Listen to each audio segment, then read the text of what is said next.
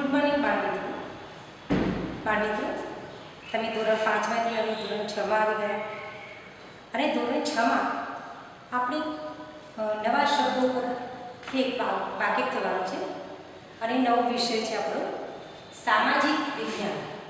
તો તમને મૂંઝવણ થતી હશે સામાજિક વિજ્ઞાન આ વિષયમાં વળી શું આવતું હશે, એમાં આપણે શેનો અભ્યાસ કરવાનો અને આપણને શા માટે જરૂરી છે. તો એ માટે આપણે જોઈએ કે સામાજિક વિજ્ઞાન એટલે તમે અગાઉ ધોરણ 5માં જે પર્યાવરણ વિષય ભણતા હતા એનાથી થોડું વધારે માહિતી ઉપર આવીએ તો આ વિષય આવે છે અને આ વિષય આપણે એના 3 ભાગ છે. એક છે ઇતિહાસ. સામાજિક વિજ્ઞાનના 3 ભાગ છે, ઇતિહાસ, ભૂગોળ અને રાજ્યશાસ્ત્ર. એટલે કે તમને બધું થતું હશે કે આ ઇતિહાસ એટલે શું, નવા શબ્દો લાગતા હશે. તો બાળમિત્રો, ઇતિહાસ એટલે ભૂતકાળની જે માહિતી આપણને આપે છે કે વિવિધ રાજાઓ, તમે અત્યારે ટીવી પર સિરિયલો જોઈ રહ્યા હશો તો જોધા અકબર છે કે ચંદ્રગુપ્ત મૌર્યની સિરિયલ જોતા હતા, ચાણક્યની સિરિયલો જોતા હતા. તો આ બધી ઇતિહાસને લગતી સિરિયલો છે. એટલે કે ભૂતકાળની જે માહિતી હોય એની જાણકારી આપણને મળે છે અને જે વિષય દ્વારા આપણને આ માહિતી મળતી હોય એ આપણો ઇતિહાસ છે. એ વિષય અને ઇતિહાસકારો આ વિષય કેવી રીતે બધી માહિતી કોણ લાવતું હશે? તો ઇતિહાસકારો જે ખોદકામ કરે એમાંથી અમે જે ઉત્ખનન એટલે કે પૃથ્વીના પેટાળનું ઉત્ખનન એટલે કે ખોદકામ કરીને પછી એમાંથી જે પણ અવશેષો, પુરાતન અવશેષો મળ્યા હોય, દાખલા તરીકે સિક્કા મળે, માટીના વાસણો મળે છે, અનાજના બી મળતા હોય છે, બળીને જે પણ પ્રાણીઓના હાડકાં મળતા હોય, આ બધા જે અવશેષો કે જે પણ મળે છે પૃથ્વીના ઉત્ખનનમાં એ પુરાતત્વવિદો એના પરથી જે બધી માહિતી પૂરી પાડે છે અને આપણને આ ઇતિહાસની જાણકારી ઇતિહાસકારો આપણા સુધી પહોંચાડે છે અને એ માહિતીથી આપણે વાકેફ થઈએ છીએ અને એનો આપણે અભ્યાસ કરીએ છીએ. હવે ભૂગોળની વાત છે તો ભૂગોળ આપણને શેની માહિતી પૂરી પાડે છે?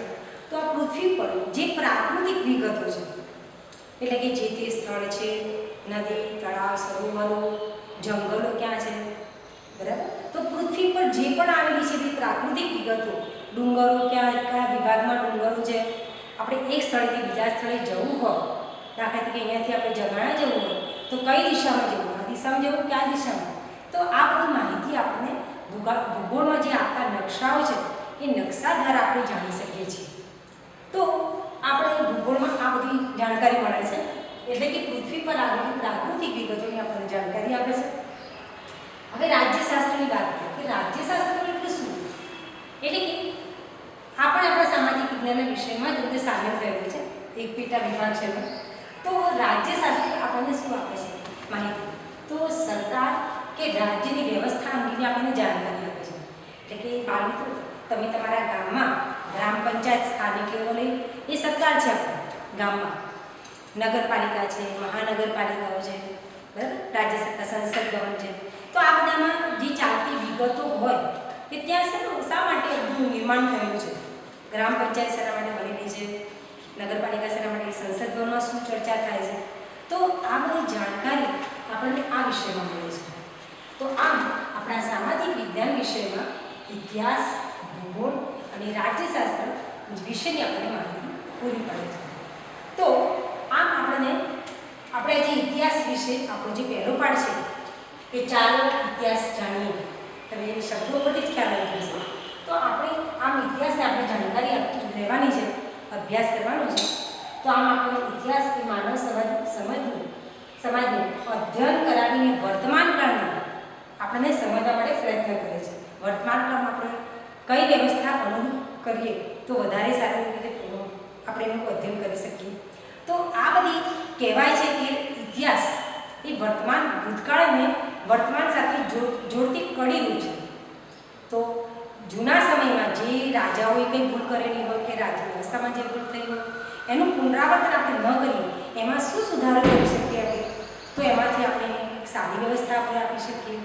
તો આ બધી માહિતી આપણને ઇતિહાસની, ભૂતકાળની જાણકારી પરથી આપણે વર્તમાન કાળને પણ સમજવાનો પ્રયત્ન કરવાનો છે. આપણે કોઈ પણ આપણા ઘરે પણ સામાન્ય કોઈ નાની બાબત હોય, કોઈ પણ બાબત, પ્રસંગ હોય કે બીજી કોઈ પણ બાબત હોય, તો એ બનાવતા પહેલાં કે આયોજન કરતાં પહેલાં આપણે વિચારીએ જ છીએ માનસિક રીતે કે આપણા વડીલો પણ વિચારતા હોય કે ભાઈ પહેલાં આપણે આવું શું કર્યું હતું, આવું નહોતું ત્યારે આપણે પહેલાં શું કર્યું હતું, એટલે કે પહેલાંના સમયની વાત તરત જ લક્ષમાં લે છે અને એમાં આપણને જે ભૂલ પડી એનું પુનરાવર્તન અહીંયા ન થાય એટલા માટે અહીંયા વર્તમાનને આપણે વ્યવસ્થિત બનાવી શકીએ, એટલા માટે આપણે ઇતિહાસની જાણકારી રાખવી પડે છે. ઇતિહાસ એટલે કે ભૂતકાળની માહિતી રાખવી પડે છે. તો ઇતિહાસમાં આપણે જે પાઠ છે આપણો પાઠ 1 ચાલો ઇતિહાસ જાણીએ, એમાં આપણો ઇતિહાસ જાણવા માટે કેમ જરૂરી છે આપણા માટે એ પણ આપણે સમજી લીધું. ઇતિહાસ વિષયમાં થોડી જાણકારી મેળવી લીધી. હવે આપણને આ ઇતિહાસ કેવી રીતે જાણકારી મળે છે, આપણને ક્યાંથી ખબર પડી જાય કે પહેલાંના રાજાઓ આવું કરતા હતા અને આવું કરતા હતા. અત્યારે જે બની રહેલી ટીવી સિરિયલો છે એની પણ એ લોકોને જાણકારી ક્યાંથી મળી? તો એ જાણકારી મળવાના જે સ્ત્રોત હતા, એટલે કે ઇતિહાસ જાણવાના જે સ્ત્રોત હતા અથવા સાધનો હતા એના વિશે એ લોકોની જાણકારી જે છે શેમાંથી મળી છે અને એ આવી સિરિયલો બનાવી આપણને આ પાઠ્યપુસ્તકમાં અભ્યાસક્રમ બનાવ્યો. તો એ આવા બધા જે સાધનોના સ્ત્રોત હતા એના દ્વારા ઇતિહાસકારો પુરાતત્વવિદોએ આ બધી આપણને જાણકારી આપી અને આપણે એનો અભ્યાસ કરીએ છીએ. ટીવી સિરિયલ પણ એના આધારિત બને છે. તો એમાં સાધન છે પહેલું એ તાડપત્ર અને ભોજપત્ર. તો તાડપત્ર અને ભોજપત્ર એ શું છે? તો વર્તમાનમાં આપણે લખવા માટે પેન છે, સરસ મજાની કાગળ છે આપણી પાસે, પણ જ્યારે પુરાતન કે ભૂતકાળમાં કાગળ પેન હતું નહીં ત્યારે માણસો શું લખતા હશે? એક જગ્યાએથી બીજી જગ્યાએ જવા માટે પણ વાહન વ્યવહાર પણ તેના જેવો હતો નહીં, સંદેશો મોકલવો હતો પણ આવી વ્યવસ્થા નથી. હાલ તો આપણે કોઈ પણ સમાચાર આપવા હોય બીજાને તરત આપી શકીએ છીએ, એક સ્થળેથી બીજા સ્થળે પણ ઝડપથી જઈ શકીએ છીએ. તો એ વખતે વિચાર આપણે શકીએ કે એ વખતે અગ્નિની પણ શોધ નથી થઈ. અગ્નિને પાણી વાહન વ્યવહાર પણ નહોતો, સંદેશા વ્યવહાર પણ નહોતો. તો એ સમયે આ બધું ન હોવા છતાં પણ લોકો કેવી રીતે માનવ સમાજ કેવી રીતે જીવતું હતું? તો એ જાણકારી આપણને આ તાડપત્ર અને ભોજપત્ર દ્વારા મળે છે. તો આ તાડપત્ર અને ભોજપત્ર શું છે? તો પહેલાં આપણે સમજીએ તાડપત્ર એટલે શું. તો પહેલાંના સમયમાં તાડનું જે વૃક્ષ હતા એ તાડના વૃક્ષના પર્ણ એટલે કે પાંદડા ઉપર લખાયેલી હસ્તપત્ર એટલે હાથથી જે લખાયેલું હોય તે. એ સમય પેન નથી પણ સાઈને રંગીન પાણી જેવું હોય અને પીંછાથી તમે જોતા હશો જૂના જે ચિત્રો હશે એમાં કે પેલા કોઈ ઋષિમુનિ હોય તો પીંછા દ્વારા લખતા હશે કે કોઈ સળી દ્વારા લખતા હશે, બરાબર? તો એ રીતે આ બધી હસ્તપત્રો લખાતી. એટલે તાડનાનું વૃક્ષનું જે પર્ણ હતું એ મોટું હોય પ્રમાણમાં, એટલે એના પર એ રીતે કોતરીને લખવામાં આવતું. એટલે કે તાડપત્ર એને કહેવાય. ફરી યાદ વખત કરી લેજો. તાડપત્ર એટલે શું? તાડના વૃક્ષના પર્ણ પર લખાયેલી હસ્તપ્રત ટૂંકો શબ્દ છે. એટલે એ વસ્તુ યાદ રાખવા માટે આપણે તાડનું વૃક્ષ અને એના પાંદડા ઉપર લખાયેલી હસ્તપ્રત એટલે હાથથી લખેલી પ્રત પાન. પછી છે બીજું છે ભોજપત્ર. તો ભોજપત્ર કેવી રીતે કહેવાય?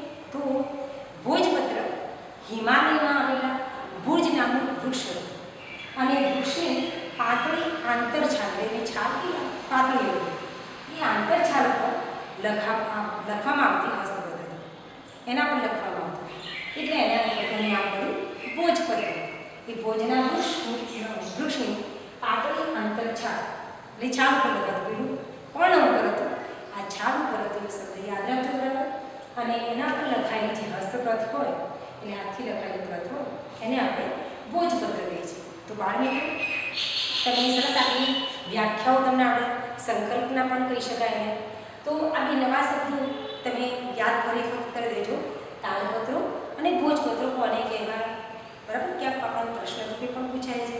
તો આ જાણકારી ખૂબ મહત્ત્વની છે એટલે આપણે બરાબરથી સમજ્યા પછી એકવાર એનું અધ્યયન બરાબર કર્યા પછી આપણને યાદ રહી જાય છે, માટે ગોખવાની કોઈ જરૂર નથી.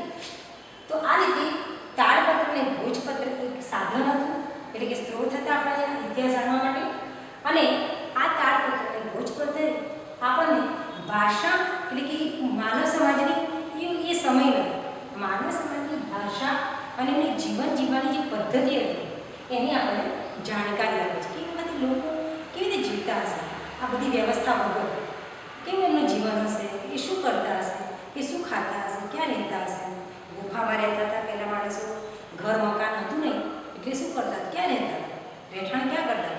તમે જાણકારી માટે કહી દઉં કે પહેલાંના સમયમાં જે માણસો હતા એ મોટે ભાગે નદી કિનારે જ વધારે વસવાટ કરતા, અને ઘર કેવું વ્યવસ્થા ના હોય એ લોકો ગુફામાં રહેતા, બરાબર. આદિમાનવ આપણે જાણીએ છીએ. તો ધીમે ધીમે પછી આદિમાનવ સમૂહમાં રહેતા થયા. તમને ખબર છે કે આદિમાનવના ફોટા ક્યાંક જોયા હોય તો તમને એવું લાગે કે એને પાનેલા વીંટેલા હોય, કારણ કે બધા વસ્ત્રો પણ નહોતા એમની પાસે. ઠંડી સામે રક્ષણ કરવા માટે, પોતાના શરીરને ઢાંકવા માટે એમના પાસે વસ્ત્રો પણ નહોતા, કારણ કે કાપડની કોઈ રચના થઈ જ નથી. તો એ વૃક્ષોના પાનને પોતાના શરીર પર વીંટાળતા, ઠંડીથી ને વરસાદથી બચવા માટે એ લોકો ગુફામાં રહેતા, અને પાણી મેળવવા માટે સામાન્ય રીતે એમને નદી કિનારે વસવાટ કરવો પડતો. તો આ રીતે એમનું રહેઠાણ, એમનું જીવન આવું રીતે થોડું હતું એવું આપણને થોડું ખ્યાલ છે. આપણે બધી સિરિયલો જોઈએ એટલે આપણને થોડું ખ્યાલ આવે છે. તો આ રીતે જે બધા વસવાટો કરતા હતા, એટલે કે એના ઉપરથી આપણને એ લોકોની ભાષાઓ કેવી હતી. શરૂઆતમાં તો ભાષા પણ નથી, સંકેતોથી એ લોકો વાત કરતા, પછી ધીમે ધીમે એમને થોડી ભાષાઓનો ઉપયોગ કરતા થયા. આદિમાનવ પછી સમૂહમાં રહેવા લાગ્યા. સમૂહમાં ક્યારે રહેવા લાગ્યા? જ્યારે એમને ખબર પડી કે આ આમાંથી પાક ઉગે છે અને આપણને ખાઈ શકીએ છીએ. પહેલાં તો ઝાડ પણ એવું ફળ ફૂલ હોય એવું ખાતા, પણ પછી ધીમે ધીમે એમને થોડો ખ્યાલ આવ્યો સમય જતાં જતાં કે આવી વનસ્પતિ વાવીએ છીએ તેમાં કંઈક ઉગે છે અને આપણે એનું ખાઈ શકીએ છીએ, ભોજન તરીકે ઉપયોગ કરી શકીએ છીએ. તો કેમ આપણે ખેતી ના કરીએ? પછી એટલા માટે બધા ખેતી કરવા માટે એક જગ્યાએ રહેવા લાગ્યા. કારણ ખેતી કરવી હોય એટલે બી વાવવા પડે, પછી એની સાર સંભાળ માટે ત્યાં રહેવું પડે, અને એનું ફળ લેવા માટે એ સમયગાળો એટલે ત્યાં સ્થિર થવું પડે. એટલે ધીમે ધીમે આ બધા સ્થિર થતા એક જગ્યાએ રહેતા થયા. અને પછી તો ધીમે ધીમે બધા કુટુંબો એક જગ્યાએ ભેગા થયા અને રહેવા લાગ્યા. અને એમ એક કબીલા જેવી રચના થઈ. અને કબીલામાં પણ એક નેતા, એટલે કે જે આગેવાની કરે અને આ બધાને સંભાળે એવા આગેવાનની જરૂર પડે. એટલે આમ એ આગેવાન આપણે નેતા કહીએ છીએ એ રાજ્યશાસ્ત્રની વાતમાં આવશે. પણ આ રીતે ઇતિહાસની જાણકારી આપણને કે પહેલાંના સમયના લોકો શું ખાતા પીતા, એમનું જીવન કેવું હતું, એમની ભાષા, એમની જીવવાની પદ્ધતિ આપણને આવા બધા સ્ત્રોત દ્વારા મળે છે. બીજો જે સ્ત્રોત છે એ અભિલેખ છે. અભિલેખ એટલે શું? તો આ શબ્દનું સૂચન કરે છે આપણે કે જે પથ્થરો અને શિલાઓ પર જે કોતરીને લખવામાં, કોઈ આમથી પેનથી કેવી રીતે નહીં લખવામાં, કોતરીને. તમે જોતા હશો કે શિલાલેખો પર કોતરવો એટલે હથોડાથી મારીને પેલા સાધનથી, પણ એક વખત હથોડા એવા નહોતા એટલે એવા કોઈ સાધનોથી, અણીદાર સાધનોથી અક્ષરને કોતરતા. અને આવા પથ્થરો અને શિલાઓ પર જે કોતરેલા કે લખેલા લેખને આપણે અભિલેખ કહીએ છીએ.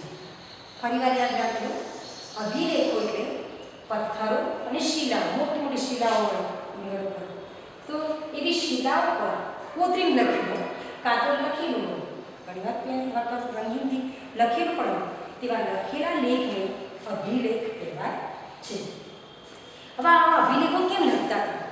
તો રાજાઓ પોતાની કોઈ સિદ્ધિઓ હોય, કોઈ વિજય કરેલો હોય, મેળવેલો હોય, કોઈ સાંસ્કૃતિક બાબત હોય, અને પોતાને આ વાતની જાણકારી એમને પ્રજા સાથે કરવી હોય અથવા પ્રજાને આ માહિતી આપવી હોય, એટલે કે પ્રજા સાથે એમને સંવાદ કરવો હોય, ત્યારે આ બધી માહિતી એવો શિલા ઉપર કોતરાવતા કે જે લાંબા સમય સુધી ટકી શકે, અને એના પર ધર્મ, વિજય અને સંસ્કૃતિની માહિતી આપવામાં આવતી. અને આ અભિલેખોની માહિતી ખાસ વિશેષ ફાયદો એ કે લાંબા સમય સુધી ટકી રહેતા હતા અભિલેખો. બીજા આ તાલપત્ર અને ભોજપત્રમાં તો કેવું થાય કે અમુક લાંબા સમય પછી એ પાન કેવું ખરાબ થઈ જાય, એના માટે જીવજંતુઓ લાગે અને એના કારણે નામશેષ થઈ જાય. પણ આ અભિલેખો છે લાંબા સમય સુધી સચવાઈ રહેતા. અને આમ તમે જોઈ શકો છો મારા મિત્રો કે અશોકના શિલાલેખો આપણે જે જૂનાગઢમાં ગિરનારની તળેટી ત્યાં જઈએ છીએ ત્યાં આપણે અશોકનો શિલાલેખ આપણને જોવા મળે છે. એ અશોકના શિલાલેખ ઉપર આપણી ભાષા વાંચી શકીએ નથી, પણ આપણે એ જોઈએ તો આપણને ખબર પડે કે એના પર શિલા ઉપર કોતેલું છે. એટલા માટે અશોક એક રાજા હતો, એ રાજા આવી શિલાલેખો કોતરામાં બહુ વિશેષ કામગીરી કરતા હતા અને પ્રજા સુધી આ સંદેશો પહોંચાડતા હતા. આમ અહીંયા આપણે આ બે સ્ત્રોત વિશેની જાણકારી મેળવી. હવે આપણે ત્રીજો જે સ્ત્રોત છે એ હવે આપણે લઈએ બરાબર. તો ત્રીજા નંબરનો સ્ત્રોત છે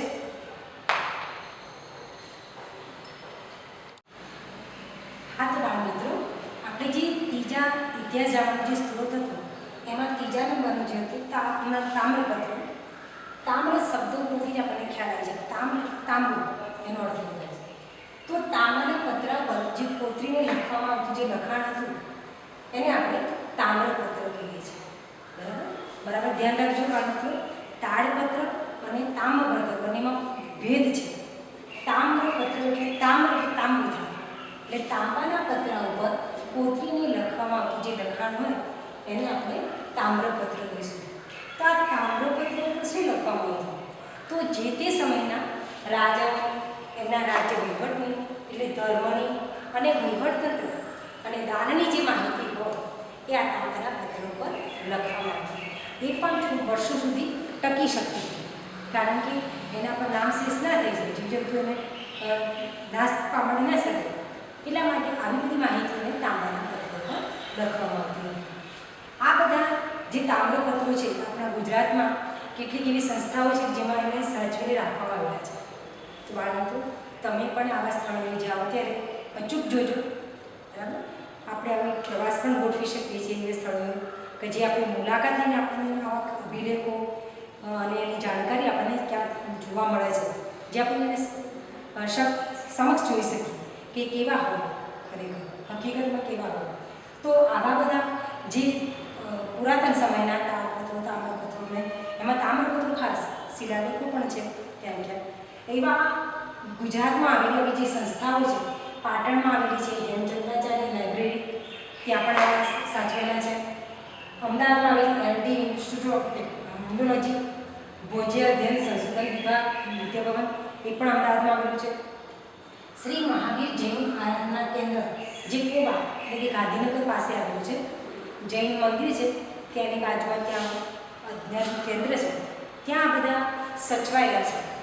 બાળકો, આપણી શાળામાંથી પણ આપણે આ કોબામાં ત્યાં મુલાકાત કરેલી અને ત્યાં ખરેખર અમે પોતે પણ અમને ન જોઈએ આવી ક્યારેય પણ ન જોઈ હોય એવી આપણે પુરાતન વસ્તુઓ ત્યાં જોવા મળી કે જે તામ્રપત્રો હોય કે અભિલેખો હોય, તાડપત્રો હોય, એ કેવી રીતે એનું છાપકામ કરવામાં આવતું હતું. બરાબર. તો એ બધું મેં રૂબરૂ સમક્ષ જોયું ત્યારે મને પણ આશ્ચર્ય પામેલી વાત હતી. તો બાળકો, તમે પણ શક્ય હો ત્યારે જઈ શકો છો અને ત્યાં જોઈ શકો છો.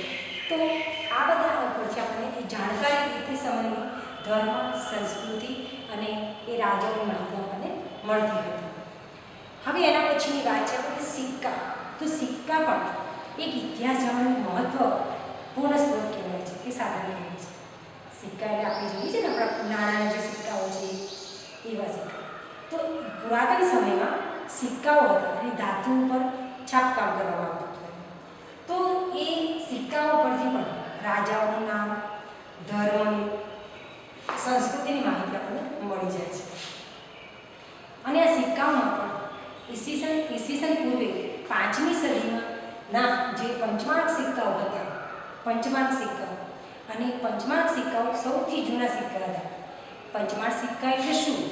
તો કોઈ ધાતુ ઉપર એને છાપકામ કરી બીબું હોય, બીબા ઉપર એનું છાપકામ કરવામાં આવતું અને એવા સિક્કા જે હોય એને આપણે પંચમાંક સિક્કા કહીએ છીએ. તો આવા પંચમાંક સિક્કાઓ પણ સૌથી જૂના હતા. તો આવી બધા સિક્કાઓ પરથી પણ આપણને પુરાતન સમયની જાણકારી મળી શકે છે. તો એ સિક્કા ઉપર આપણને કયા રાજાઓ આવું છાપકામ કરાવતા કે એની માહિતી અહીંયા સિક્કા ઉપર પણ જાણવા મળતી. તો મોટે ભાગે પુરાતન સમયના જે ગ્રીક સામ્રાજ્ય હતું, મૌર્યકાળ, તમે ટીવીમાં જોતા હશો ચંદ્રગુપ્ત મૌર્યની વાત તમે સાંભળી હશે તમારા ઘરમાં. તો એ જે મૌર્યકાળ હતો પછી ગુપ્ત યુગનો સમય હતો, જે ખરેખર સુવર્ણ યુગ હતો આપણા ગુજરાતમાં. તો એ ગુપ્ત યુગનો જે સમય હતો, તો એ સમયમાં આવા સોના, ચાંદી અને તાંબાના જે આપણે સિક્કા મળે છે એ સિક્કા પર જે તે રાજ્યની સામાજિક હોય, ધાર્મિક બાબતો હોય, આર્થિક બાબતો હોય કે રાજકીય બાબતો હોય, એ આ સિક્કા પર છાપકામ કરેલી હતી. અને એના ઉપરથી ઇતિહાસકારો અને પુરાતત્વવિદોને ઘણી બધી ઇતિહાસને લગતી માહિતી મળી રહેતી હતી અને જે આપણા સુધી આજે આપણને મળી છે. તો ઇતિહાસકારો અને પુરાતત્વવિદો એટલે બધું શું કરતા હતા ઇતિહાસ જાણવા માટે. તો એના આપણો પોઈન્ટ છે નવો કે ઇતિહાસના અભ્યાસીઓ, પુરાતત્વશાસ્ત્રીઓ, ઇતિહાસકારો અને પ્રવાસીઓ આ બધા ભેગા થઈને આપણને આ ઇતિહાસ ભણવામાં જે આપણને માહિતી પૂરી પાડી છે, આ બધા દ્વારા આપણને માહિતી મળી રહે છે. તો એમની જે તે સમયના જે અભ્યાસીઓ હતા, ઇતિહાસકારો હતા, પુરાતત્વવિદો હતા, એ જે તે સમયમાં કોઈ જે તે સ્થળમાં એવું લાગે કે પુરાતન સ્થળ છે તો એનું શું કરતા, એ લોકો ત્યાં ઉત્ખનન કરાવવા, એટલે કે ખોદકામ કરાવવા. અને ઉત્ખનન કરાવ્યા પછી ત્યાં જે પણ ખોદકામ કરીને એવા અવશેષો મળી રહે છે. બાળ મિત્રો, તમે છાપ વાંચતા હો તો તમને કદાચ ખબર હશે કે આપણા ગુજરાતમાં આવેલું વડનગર, એ વડનગરમાં હજી પણ ક્યાંક ક્યાંક ખોદકામ કરાવે છે. તો ત્યાં ક્યાંક કોઈ મૂર્તિઓ મળે છે, કોઈ એવા અવશેષો મળી આવે છે કે જેના દ્વારા આપણને એ બહુ પુરાતન સમયની માહિતી આપણને કંઈક મળે છે, થોડી જાણકારી મળે. એના ઉપરથી આપણે અનુમાન કરી શકીએ. આ ઇતિહાસકારના પુરાતત્વશાસ્ત્રીઓ શું કરે છે કે એવી ચીજ વસ્તુઓ પરથી એની જાણકારી મેળવે કે આ કેટલા વર્ષ જૂની છે, એટલે કયા રાજાના સમયમાં હતી એની પણ જાણકારી મળી રહે. અને એ રાજાઓએ આ વસ્તુઓનો ઉપયોગ શું કરતા, એ થોડું એવું એની ગણતરી કરી શકે છે. તો આવી બધી જાણકારી એ લોકો આવા ખનન કર્યા પછી જે પણ અવશેષો મળી આવ્યા હોય, દાખલા સિક્કા મળી આવે, કોઈ બીજ મળી આવે છે કે કોઈ મકાન, કોઈ અવશેષો મળી આવે, એવી કોઈ પણ ચીજ વસ્તુ મળી આવે છે જેના દ્વારા આવા લોકો, ઇતિહાસકારો, અભ્યાસીઓ એનું અધ્યયન કર્યા પછી, સંશોધન કર્યા પછી આપણા સુધી માહિતી પૂરી પાડી છે. અને આ માહિતી જે તે સમયના માનવીની સંસ્કૃતિને આપણને અવગત કરાવે છે, એટલે કે પરિચિત કરાવે છે. તો પછી વાત છે પ્રવાસીઓ. તો પ્રવાસીઓ શું કરતા હતા? તો પ્રવાસીઓ જે મેગેસ્થનેસ, પ્લિની, ફાહિયાન, વેસ્ટર્ન, આ બધા જે વિદેશી મુસાફરો હતા, એ વિદેશી મુસાફરો આપણા ભારતની એટલી બધી સિદ્ધિ હતી દેશ વિદેશોમાં કે એની પ્રશંસા એટલી બધી થતી. એ આવા બધા વિદેશી મુસાફરો પણ આપણા ભારતમાં આવેલા. અને એ આવ્યા પછી જે તે સમયે જે રાજા હોય એ રાજાની વિશેની જાણકારી, રાજાનું વહીવટતંત્ર કેવું ચાલે છે, એની શું વિશેષતા છે, એ બધી માહિતીઓ આવા જે વિદેશી મુસાફરો હતા એ એમના પ્રવાસ વર્ણનમાં કરતા. જે આપણે પ્રવાસમાં ગયા પછી અહેવાલ લખીએ છીએ ને, એવું એ લોકો પણ પ્રવાસ વર્ણન કરતા. અને એના પ્રવાસ વર્ણનમાં આ જે તે રાજાઓની, એમના વહીવટતંત્રની આર્થિક, ધાર્મિક, સામાજિક બધી બાબતો એ લોકો એમના પ્રવાસ વર્ણનમાં નોંધ કરતા હતા. અને એ પ્રવાસ વર્ણનો ઉપરથી આપણા ઇતિહાસકારોને, ઇતિહાસ અભ્યાસીઓને આ બધી માહિતી મળી રહી છે. તો આ બધા અવશેષો, પુરાતન અવશેષો પરથી, પછી આવા પ્રવાસ વર્ણનો પરથી આપણને ઇતિહાસકારોએ આપણા સુધી આખી માહિતી મોકલી છે, કે પહોંચાડી છે.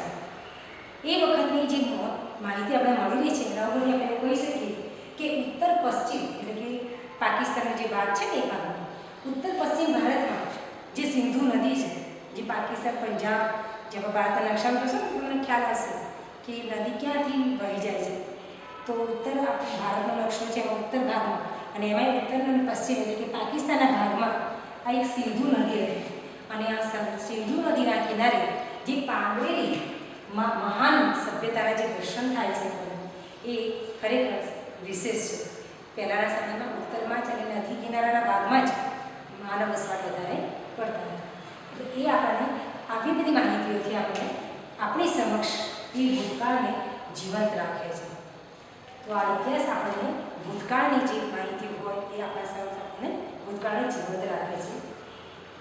આ માહિતી ઉપરથી આપણને ભારત દેશનું નામ, એટલે કે ભૂમિનું નામ કેવી રીતે પડવું એની પણ જાણકારી આપણને મળી રહે છે. તો ભારતના આપણે બે નામથી પરિચિત હતા, એક આપણે ઇન્ડિયા અને ભારત. તો ઇન્ડિયા શબ્દ એ ઇન્ડસ એ શબ્દ પરથી આવેલો શબ્દ છે. અને એને ઈરાન અને ગ્રીસ દેશના લોકો સિંધુ નદીથી પરિચિત હતા.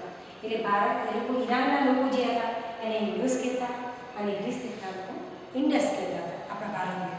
તો આ રીતે ભારતને વિદેશના લોકો પણ આપણાથી બહુ પ્રભાવિત હતા આપણા દેશના. એટલે એ લોકો પણ આ ભારતનો જે ઉલ્લેખ કરવાનો હોય તો આ રીતે ઇન્ડોસ અને ઇન્ડસ કહેતા હતા. એનો સંસ્કૃતમાં ઇન્ડસનો અર્થ થાય છે સિંધુ. એટલે કે સિંધુ નદી પર આ સભ્યતા હતી, અને એ શબ્દ ઉપરથી આ ઇન્ડસ શબ્દ પડેલો છે. બીજું આપણને ભારતના જે ઋગ્વેદનો છે, પુરાતન ગ્રંથો છે એટલે ઋગ્વેદ, એ ઋગ્વેદમાંથી પણ આપણને નામ જાણવા મળે છે. કારણ કે આપણે કદાચ સિરિયલો દ્વારા પણ જાણ્યું છે કે ભારત દેશનું નામ કેવી રીતે પડ્યું. તો ભરત નામનો જે માનવ સમૂહ હતો, બરાબર, એ માનવ સમૂહ આ ઉત્તર પશ્ચિમ ભારતમાં આવીને વસેલો હતો અને એ ઉપરથી આપણા દેશનું નામ ભારત પડ્યું છે. એ ભરત રાજા હતા અને ભરત રાજાના નામ ઉપરથી ભારત દેશનું નામ પડેલું છે. તો આ રીતે આપણે ભારત દેશનું નામ પ્રભાવિત થયેલું છે. હા બાળકો, તો આપણો છેલ્લો પોઈન્ટ છે સાલવારી. સાલવારી શબ્દો પરથી જ આપણને ખ્યાલ આવી જાય કે સમયની સાથે એક વાત છે. તો જેમાં સમયનું મહત્ત્વ છે, કેટલીક ઘટનાઓ હોય આપણને જાણતા કે કેટલા વર્ષ પહેલાં કે કયા વર્ષોમાં, એ આપણને જાણવા માટે સમયનું ખૂબ મહત્ત્વ છે. કે આટલા વર્ષ કોઈ ચીજ વસ્તુનો ભાવ હોય તો એમ કે 20 રૂપિયા હતો, તો એ 20 રૂપિયા ક્યારે હતો, પહેલાં, આજે કે પછી, એ જ્યારે પણ વસ્તુનું સમય મહત્ત્વ હોય તો આપણને જાણકારી વિશેષ મળે છે. એટલા માટે સમયનું મહત્ત્વ ખૂબ જરૂરી છે. તો પહેલાંના સમયમાં સાલવારીને નક્કી કરવા માટે, આ સમયનું મહત્ત્વ જાણવા માટે લોકોએ એ રીતે ગણી નાખ્યું કે આ ઘટનાઓને આપણે સ્થાન અને સમય સાથે જોડીને લખવી છે. એના સમય સાથે લખીએ એટલે એનું વિશેષ મહત્ત્વ રહે. તો આપણે જાણીએ છીએ કે વિશ્વના મોટાભાગના દેશો ખ્રિસ્તી ધર્મ પાળે છે અને બધા ખ્રિસ્તી ધર્મથી અનુયાયીઓ વધારે છે. અને એટલા માટે જ ઈસુ ખ્રિસ્તનો જે જન્મ થયો એ પહેલાંના સમય અને એના પછીનો સમય, એવું આ ઈસવીસન જે આપણે અત્યારે હાલ ભણીએ છીએ કે અત્યારે ઈસવીસન 2021 ચાલી રહી છે, તો એ કેવી રીતે એ જાણકારી આપણે મળે છે. તો ઈસુ ખ્રિસ્તના જન્મ પછીના વર્ષો છે. તો ઈસુ ખ્રિસ્તના જે ખ્રિસ્તી ધર્મના જે ધર્મગુરુ છે એના જન્મ સમય પછી અને જન્મના પહેલાંની કાળગણનાને સાથે જોડવામાં આવેલો છે. તો ઈસુ ખ્રિસ્તને એમણે એટલે એના જન્મ પછી એટલે કે ઈસવીસન એટલે શું? હાલ આપણે ઈસવીસન કહીએ છીએ, બોલીએ છીએ કે ઈસવીસન 2021. એટલે ઈસવીસન એટલે શું છે? તો એ છે કે ઈસુ ખ્રિસ્તના જન્મ પછીના વર્ષો, એડી એટલે એનું એડી શબ્દને બોલાય છે. તો ઈસુ ખ્રિસ્તના જન્મ પછી હાલ આપણે 2021નું વર્ષ ચાલી રહ્યું છે, આપણે એવું સમજી શકીએ. હાલ આપણે 2021 ચાલે તો આપણે એવું કહી શકીએ કે ઈસુ ખ્રિસ્તના જન્મ પછી આટલા વર્ષો થયા. ઈસવીસન પૂર્વે એટલે શું? તો એટલે ઈસવીસન પૂર્વે એટલે ઈસુ ખ્રિસ્તના જન્મ પહેલાં, જેને ટૂંકમાં આપણે બીસી કહીએ છીએ, બિફોર ક્રિસ્ટ. તો આ રીતે ઈસુ ખ્રિસ્તના જન્મ પહેલાંની કોઈ વાત હોય, ઈસવીસન પૂર્વેની વાત હોય, એટલે ઈસુ ખ્રિસ્તનો જન્મ થઈ ગયો હોય એના પહેલાંની વાત છે, તો એને આપણે ઈસવીસન પૂર્વે શબ્દનો પ્રયોગ કરીએ છીએ. તો આ રીતે આપણને સમયની જાણકારી આપણને આપણી શબ્દો જાણવા જરૂરી છે કે ઈસવીસન એટલે શું, ઈસવીસન પૂર્વે એટલે શું, એ કોની સાથે સંકળાયેલું છે? ઈસુ ખ્રિસ્તના સાથે. અને એના જન્મ પછી અને એના જન્મ પહેલાંની વાત હોય તો એને ઈસવીસન પૂર્વે બોલાય છે, અને એના પછી જન્મ પછી હોય તો આપણે ઈસવીસન શબ્દનો પ્રયોગ કરીએ છીએ. તો આ રીતે આપણને કાળગણના એને ગણવામાં આવે છે. આમ સાલવારીને કેટલીક વખત એડીના બદલે, એટલે કે જે ઈસવીસન કહીએ છીએ ને આપણે એડીના બદલે એને સીઈ પણ ટૂંકમાં કહેવાય છે, MBCને બદલે BCE પણ કહેવાય છે. તો બાળ મિત્રો, આજે આપણને આ પહેલા પાઠમાં તમને મજા આવી ને? તો આવી ઇતિહાસની આપણે ઘણી બધી માહિતીઓ ભેગી કરીને એના વિશે થોડી સમજવાનો પ્રયત્ન કરીશું અને રસપ્રદ બનાવીશું.